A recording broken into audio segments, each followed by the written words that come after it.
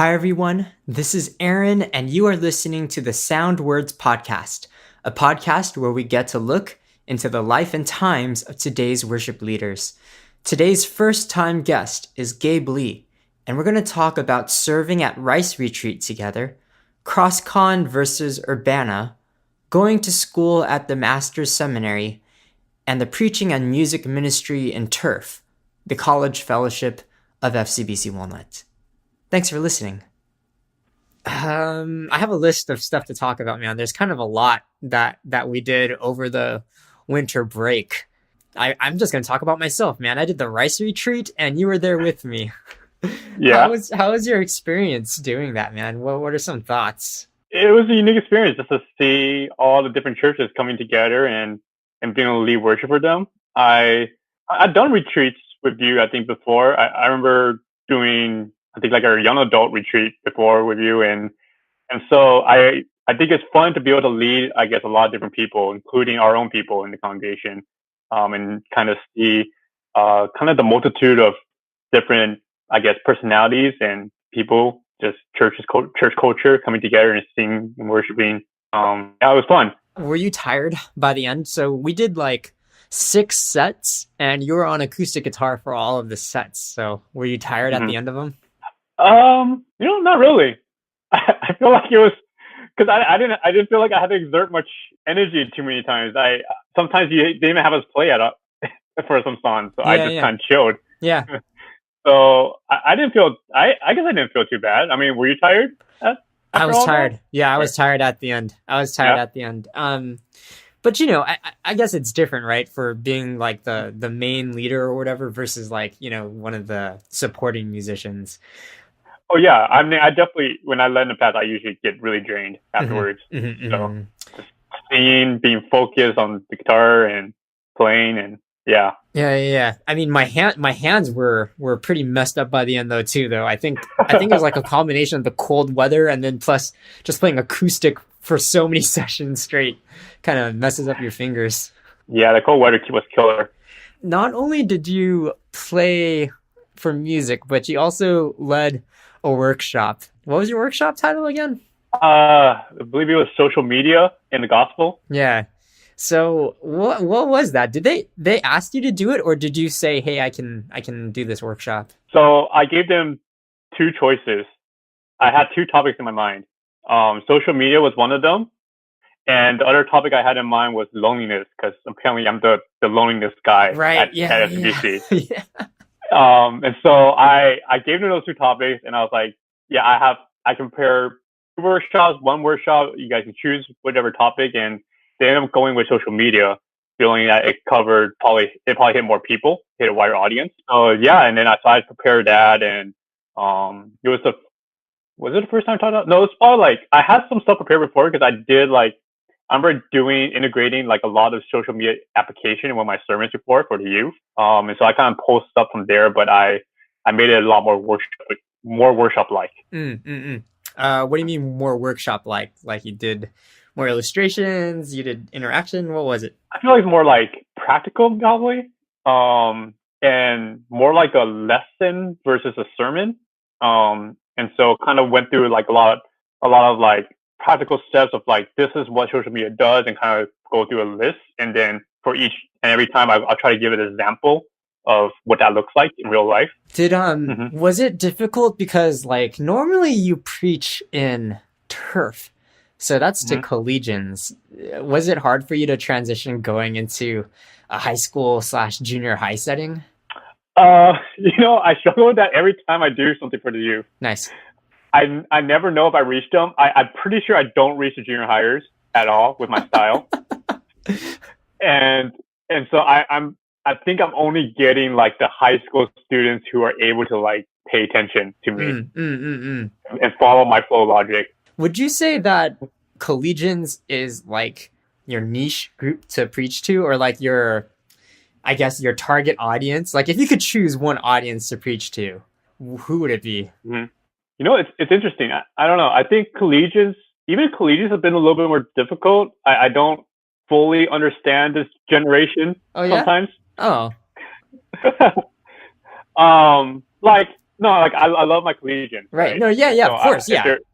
they're listening to this, there's nothing against them. Of course. Yeah. I love them. I just, I want to relate to them. And so I realized that, when I use like sports examples in my sermons, they don't somehow, that doesn't necessarily catch along with these collegians as much. And so I have to like kind of figure things out and kind of think through like what exactly do they struggle with, connect with them. Actually, I feel like my best sermons, at least where feel like I'm connecting with people in the audience while I'm speaking, has been in IT. Oh, okay. Do you think it's because you're living the young adult life? So in a sense, Probably. you're like preaching to yourself. Right. I think that's all it has to do with that. Oh, very cool, man.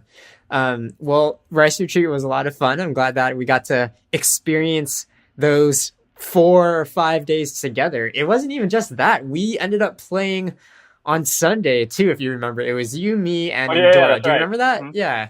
I do remember that. So how was that, man? How was that experience for you? Because for me, it was a little bit difficult transitioning back into the groove of, typical FCBC music. But then again, I pared it down. Like it was you, me, and Dora. And that was because nobody else was available to play. It was like New Year's. Was it? Yeah, it was like New Year's Eve, I think, that day, right? Wasn't it? Yeah. It was. So how was that, man, playing in English with really just you, me, and Dora? How'd you feel? Man, I'm trying to think back to that. That was a while ago. It was a while, yeah.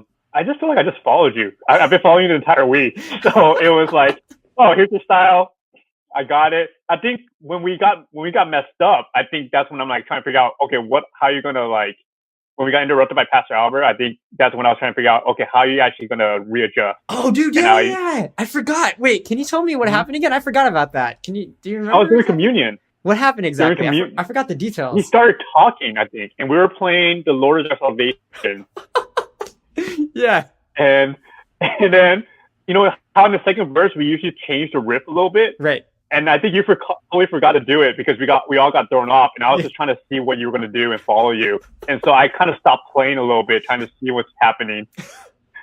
You're right, man. You're right. Okay, yeah, that was a little bit traumatizing, but I should have rolled with the punches better. I think because I've been so like strict, on myself, just kind of like, this is how we're gonna play the song, and like we're not gonna deviate. I think when stuff happens, it really throws me off now. So I need to get back into the groove of just being more flexible and being able to go with the flow a little bit more. That was good. It was cool. I think we got back on track, I think. Once we got into the verse a little bit. Yeah. I mean, we didn't fall apart totally, but I was thrown for a loop there for a second. I remember. Yeah, it was crazy. I don't think I uploaded that video to YouTube, or at least I didn't make it public because I was like, yeah, that one's no good. That one's not gonna make the cut. Too much shame in that video. Yeah, there's a little bit of shame. Yeah. You also went to another conference after RYCE Retreat. You're kind of nuts, man. Yeah. You went to CrossCon. Yeah. Tell me about it. I don't think you ever told me anything about this. No, I don't think so. I don't think we talked about it at all. It was CrossCon is. I mean, for those of you guys who don't know what CrossCon is, it's a conference.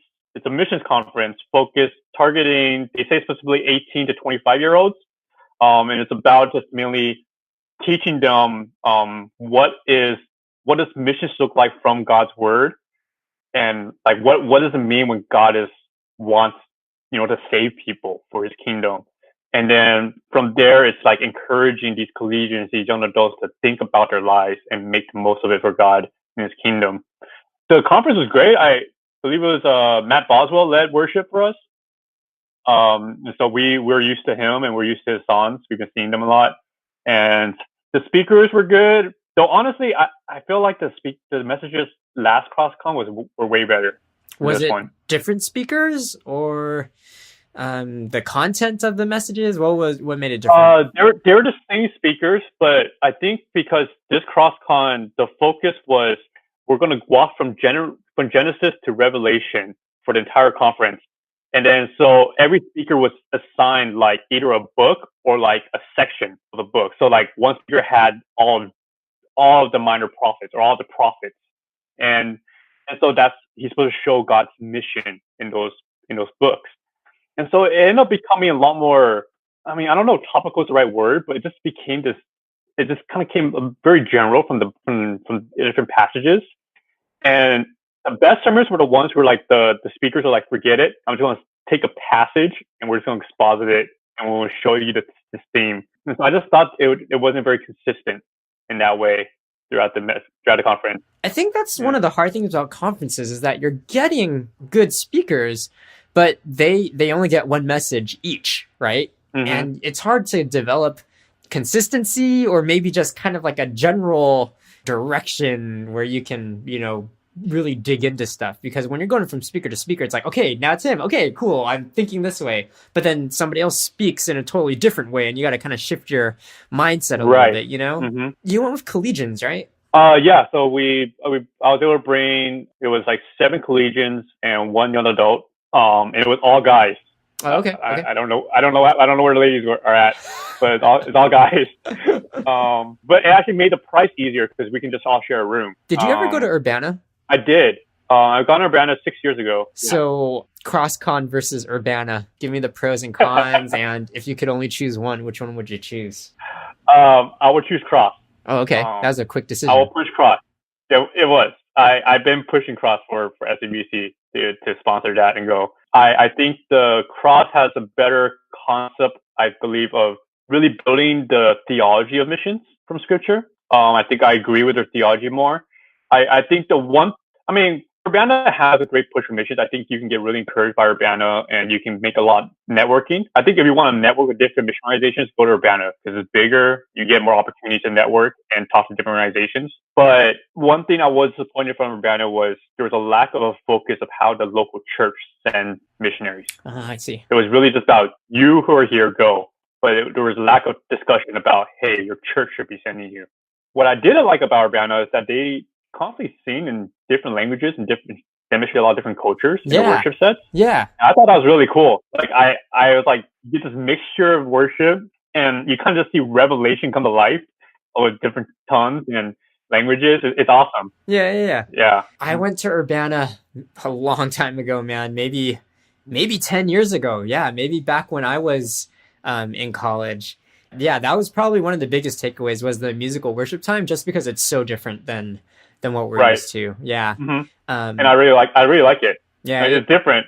What I went away from though is kind of ironic, is that I went away knowing for sure that God did not call me to be an overseas missionary at the time, at least at the time, right? Like, of course, God can always change things, but I just remember being very clear that, or just having this very clear vision that, oh no, God wants me to stay and to be a sender, basically. Well, do ministry at home, be a sender versus, being an overseas missionary. I don't know if you've ever had a revelation like that where it's like anti-go, but yeah, that's what I had. No, I think every time I go to these conferences, I actually want to go. I keep feeling I want to go, but it just seems like God is giving me more opportunities to be more useful here. And so I'm just trying to be faithful, trying to wrestle with that tension that I have in my heart sometimes. I don't know. I do want to go. So you're telling me right now, at this moment now, you want to go for overseas missions? I would love to go, yes. I think if God opens that door, I would definitely, I'll pray about it for sure, but I'll definitely explore it. What do you think is the main thing that's stopping you though? Like, is it school right now? Is it career prospects, relationship stuff? Mm-hmm. What is it where that now is not the time? It's a mixture of different things. In the past when I was trying to make the decision, I think it was most likely my own fault where I had a fear of not getting married. But now I think it's more like God has given me an opportunity to serve at SABC Urbana, has brought me to seminary, and so I need to be faithful with that and just be patient with this desire. And so just recognizing my context and where I am. I also know that I want to be sent by SABC, but I don't know exactly what our mission thing looks like. And so I kind of want to work with that a little bit. I want to build that up. I don't want to call it a program, but I guess the culture of what missions should look like, how that support looks like. You're at master's seminary right now, so that means by the time you graduate, you could technically be a pastor, right? And so if you were to be a missionary, would you go somewhere to plant a church? Is that what you have in mind, Or are you more just like a, maybe you'll go back to tech stuff and then just be a missionary that happens to have pastoral training? I have no idea. Okay. Yeah, well, I think that's something we'll tackle down the line. I, in the past, I also had this thing where I love preaching and teaching, and I didn't know if I can do that overseas because of the language barriers. But I don't know if that's something I should be willing to give up or not if I were to go overseas. But you speak Chinese, right? Not fluent, not into a point where I can preach. Okay, fair. I can't even share the gospel in Chinese. I need to learn that. Oh yeah. I think Hanley actually made a point about that one time. I forget what he was talking about that, but yeah, that would be very useful, I'm sure, for you. Mm-hmm. Gabe, you're in school at TMS, so tell me about school, man. When are you going to be done? I'll be done in 2 years. 2 years? Come on, man. Yeah, yeah. I thought you had at least only one more year or something. What's your course load? Man. What's your course load going to look like for the next 2 years? I mean, I'm constantly taking 5 classes a semester. The problem is that I take the minimum to be a full-time student. And so I'm on a 4-year track. I take pretty much 0 summer sessions, no winter sessions, because I'm so busy with mission trips and ministry at church. And so I'm on a 4-year track. And that's just what it is. Is that the longest that it would take somebody to do it? Oh no, there's people there who's been there for years because they're part-time or they stopped because they had a baby and so they took a semester off and things like that. So Is school hard for you? School is, I don't like being graded. I'm not a good test taker.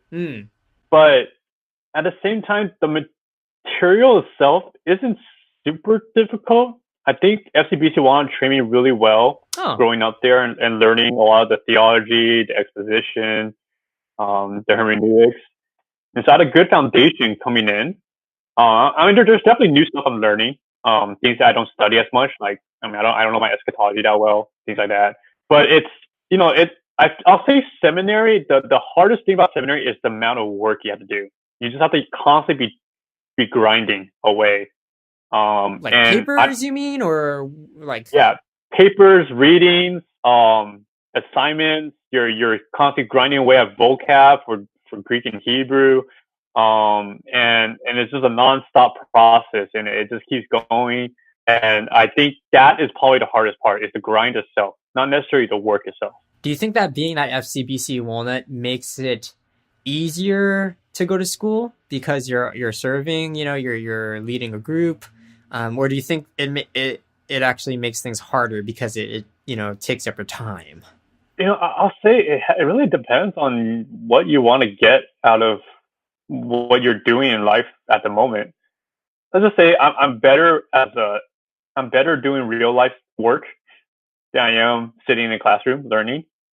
And so for me, it's more valuable to be doing ministry and applying what I learned right away into it. I mean, that was that case in undergrad when I was doing computer science stuff. I suck at programming. I really took off when I started working. They had you traveling a lot, right? Yeah, they did. Yeah, I traveled a lot when I was working full time. Maybe that's preparing you for your missionary field later on. Oh yeah, no, I totally think so. Because growing up, I hated traveling. I couldn't travel. I would get dizzy. I would just try to sleep the entire plane ride because I can't do anything. And now it's just like, it's second nature getting onto a plane. I just do stuff. Look, Gabe, I'm excited to see wherever God will take you, man. Obviously, yeah, you got, it sounds like 2 more years of school. So I guess we can follow you along in the next 2 years. But I'm happy to hear that your doors are actually pretty open, it sounds like. Yeah, I mean, I think all of us are in the stage where we're always asking questions like, what is God's will for us and where's He leading us? And I think it's just really evaluating our passions, our skill sets, but most importantly, I think our opportunities and context is what really provides really kind of what God wants us to do. I mean, there are a few people where their passion will drive them outside their context, and to get outside your current context is hard. You do need that deep-rooted passion to be out there, to break that. But for most of us, we really just have to examine our settings and our environment. Speaking of our settings and environments, man, would you consider turf your main area of service right now? Yeah, I mean, both. Both in my heart and what I feel like, and also based off my job details. Oh, okay. Yeah, right. Yeah. Okay, so let's talk about your preaching for a second. How often are you preaching there? Who comes up with the preaching schedule? And do you ever get feedback on your sermons? Oh man, Terrence and I work on a preaching schedule. But Terrence is he's very empowering, so he lets me take a first run at it, and then he'll make his comments. I usually am able to take advantage and kind of set my own schedule for preaching. And if however times I want to preach, I guess Terrence is down with it. However, this semester seems a little busy for me, so I might cut back a little bit depending on time. Yeah, depending on the workload. You guys just finished Esther, right? So what's the next series? We're going to go through Ephesians next. Was that your call or Terrence's call? I think we both had it in mind. I probably mentioned it first, and he probably just went, "Yeah, I think it's a good one." So. Ephesians is, I think, probably my favorite book in the Bible. I think so. Yeah, I think so. So you're gonna listen closer to our sermon series. Yeah, I will. I will listen to. I probably will listen to every one. Normally, I can't listen to every one. I think there's a lot of sermons that get preached at our church, but this one I will make it a priority to listen to the sermons from my favorite book of the Bible, man. You give me some critiques then. Okay, all right. Who normally gives you guys critique though? Do you guys critique each other? Do you get critique from the students or counselors? No, we don't have any official process. It's kind of just whoever comes up and nice talks to us. Yeah. Nice. So, but I mean, do you critique yourself though, or are you pretty much like, oh, once you're done, you're done? Like, do you go back and listen to your tapes? Yeah, that's part of the reason why I record it. So the minute it comes out on the podcast, nice. I listen to myself. Very good. I'm evaluating myself. Yeah. Good. I'm glad you're using it that way. It's definitely for the congregation or people outside of church, but it's also for the preacher to do a self-critique. Right. Yeah. Okay. So one of the reasons why I wanted to have you as a guest on the podcast is because you are also a musician, but you're also a pastor, I guess, an intern. And so it gives me, I guess, a different glimpse with the preacher and musician relationship. Mm-hmm. So tell me a little bit about the music in Turf and how you guys have arranged the music, like with the speaker and whoever's playing music. I guess first tell me, like, what's your musical arrangement there? Last time I heard, sometimes you just only have one person on guitar. Is that still the case? That is pretty much the case. We only have one person leading with guitar. Who's it, like Ray, Angie? Right now, because Ray is out on leave, and Angie's been really busy with school, it's actually been Vincent who's been leading quite a bit. Yeah. Okay. It's kind of cool. I think that Turf is a lot more hands off. At least I am very hands off on it. I think because Ray signed on, he's our English worship leader officer. I was kind of hoping he will kind of take reign and kind of guide through kind of how to set up worship, what train them and lead them through how to match up, I guess, think through the worship set, think through how to relate to the message and things like that. And I'll say for the most part, like, they kind of do mesh, but at the same time, I feel like there could be a little bit more things stated. I do think Ray being out kind of made that a little bit more difficult. And I kind of been a little bit too busy to try to set something up. And so, I'm cool with how it is now, even though it does kind of feel a little bit disconnected between the sermon and the worship sets. But if we're all, as long as the songs are focusing our attention to God, I think we're okay. If there's a song that was led that I don't agree with, then I think I will say something. But for the most part, everything's good. Yeah. Yeah. Okay. So like, I do understand that is kind of like a hard thing to deal with because, okay, let's look at our Friday night ministries, right? Like I'm in Unicoi, right? And the guidance in Unicoi is very top down, where I'm giving them a lot of guidance, in my opinion, right?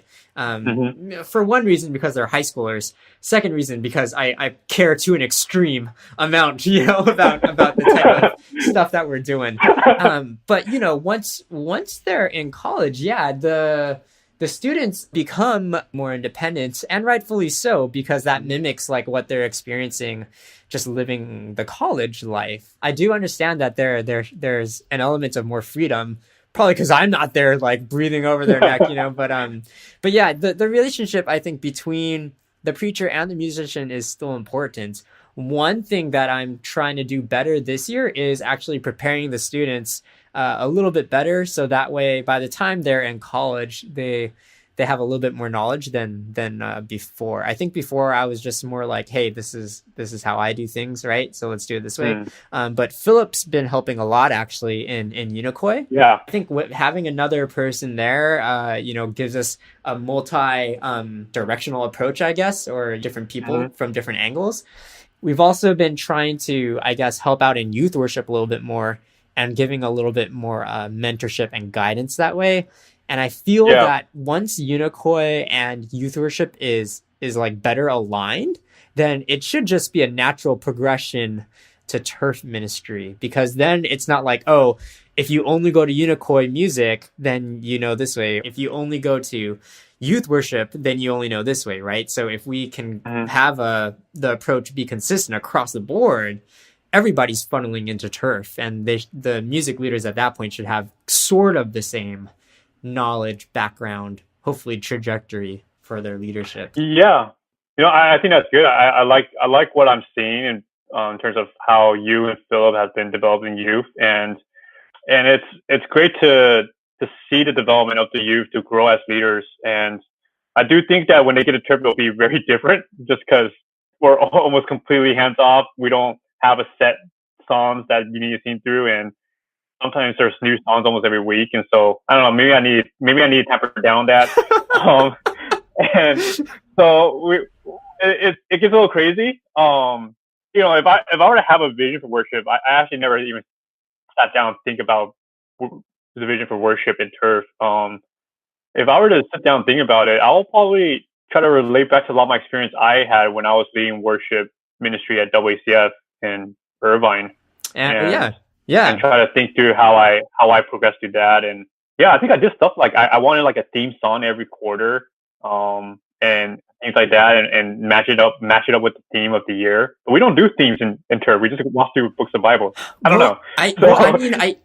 That's really good, man. We should hash this out on the podcast, man, where you can, kind of shape the music ministry for turf. I think theme songs are a great idea, man. I mean, you know me, man. I freaking play the same set. I have theme sets is what I have. If you're walking through the book, each book has like a overarching themes, right? So True. I think it's totally appropriate to do that, man. And like I said, you have the background of a musician, of a music leader. So you're more than capable of aligning the music with the sermons, man. Yeah, I guess it's just something I haven't prioritized. I was trying, I guess, just delegating it off to people. But that's a good topic to bring up, and I think that's been something I'll definitely keep thinking about, keep walking through. And as of right now, it's a little bit difficult since both Ray and Angie are kind of out quite a bit, and so I think we'll have to kind of just run with what we have for now, and it's okay. Yeah, of course, man. I mean, at the end of the day, we're thankful just to be singing, and not have any government crackdowns on us, at least. I should clarify myself too. Philip is helping out a lot, but there's also other help too. Joyce and Dora, basically everybody that's on SoundWords so far has been helping out. Even Ryan's been helping out a little bit. So Julie, I think, has been stepping in. So yeah, there's a lot of help. I'm sorry if I missed anybody. Oh, that's all good. By the way, before we came onto this podcast, Philip had a vain request. He wanted me to give him a shout out on this recording. You should give him a put down. Vain. You should give him a. He would, man. He would ask for a shout out. Hey, man, thanks for making time to do this podcast, even after your strenuous workout. I'm looking forward to the next one, man. Yeah, hopefully we can hash out more of that turf music vision and just follow up on your school and post Valentine's Day activities, I guess. It's good talking to you, man. Thanks, Gabe, for being my guest on the show, and thank you everyone for listening. Please send me your feedback or questions for follow-up. You can even send me any questions specifically for Gabe to follow up on. and I'll be sure to get to them in the next few episodes. In the show notes, you'll find links to our podcast archive, and don't forget to subscribe to us on YouTube, Spotify, or your favorite podcast player. Just search for Sound Words. My website is musicgoon.com. The email address for this podcast is soundwords@musicgoon.com, and you can always tweet me at musicgoon. Thanks. See you soon.